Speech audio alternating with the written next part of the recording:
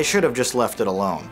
Released in the summer of 2001, this $100 million sci-fi action film was another ambitious mistake from director Tim Burton, which somehow managed more than $250 million in profit. When an Air Force astronaut crash lands on a mysterious planet, he inadvertently inspires a revolution between primitive humans and their talking ape masters. A baby-faced Marky Mark Wahlberg leads the group as best he can, but he's drastically out of his depth in this big-budget adventure, reciting corny one-liners like "never send a monkey to do a man's job" and "I'm going to go get my chimp." Tim Roth portrays a sinister chimpanzee military villain who spends most of his time shouting angrily or jumping around the set like some amped-up parkour artist. It wouldn't be a Tim Burton film without an appearance from his longtime partner Helena Bonham Carter, so she's here playing an overly sexualized chimp to boot. She develops a somewhat romantic relationship with Wahlberg that's not only unsettling but largely unearned. Michael Clarke Duncan appears as a giant gorilla, and Paul Giamatti is a meek little orangutan, because of course they are. Elsewhere, Estella Warren and Chris Christopherson are wasted as totally superfluous human characters that have literally zero purpose. And last but not least is original Ape star Charlton Heston, whose uncredited single-scene cameo is actually pretty cool, even though you'd hardly know it was him if not for a familiar line of dialogue. Despite its rushed production, the PG-13 rated film does boast some particularly excellent makeup, costumes, and more naturalistic ape movement. And from a technical standpoint, the 119-minute film is competently shot and well edited.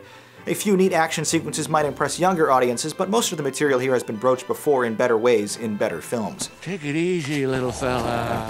I'm not gonna hurt you. I wouldn't hurt my own property. But for you, I'll make an exception.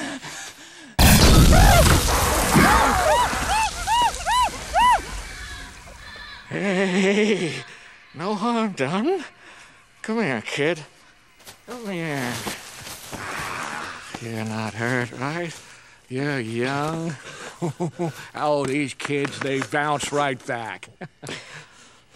Play dead. Contrasting this Planet of the Apes against the influential sci-fi classic may seem a bit unfair, but by virtue of its very existence, it brought it upon itself. Conceptually, the basic framework of Pierre Boulez's novel is here, but Burton's interpretation is wildly different than the 1968 film, which is perhaps why he insists the film is actually a reimagination rather than a true remake. Gone is the subtlety, patience, or nuance. Every location is draped in shadows and cluttered with decoration of Gothic inspiration. In other words, this planet is yet another Tim Burton funhouse, irrespective of its believability or diegetic connection to a world controlled by apes. And almost the entire story seems to take place at night. This update also adds a lot of unnecessary prologue, giving backstory to a narrative that doesn't require it and introducing characters never to be seen again. The fact that humans can talk, and the apes are aware they can, completely undercuts the de-evolution implications of earlier movies.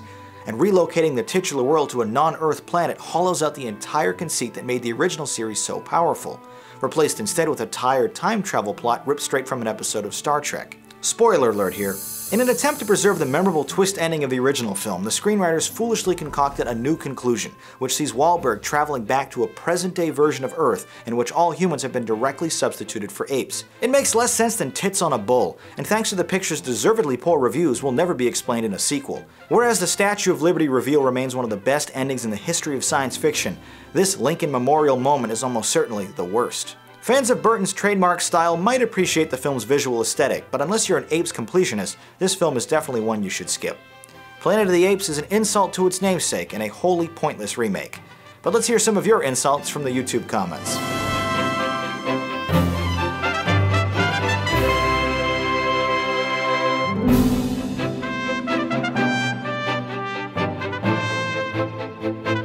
Calling it unnecessary, awful, and scattered, we all agreed this is a very lame film. That does it for this review, but if you'd like to watch more Movie Night, click or tap the thumbnails on the left. And don't forget to visit the Jogwheel YouTube channel to see full episodes of the show, in addition to the other content I produce. My name is Jonathan Paula, thanks for watching. Have a good movie night.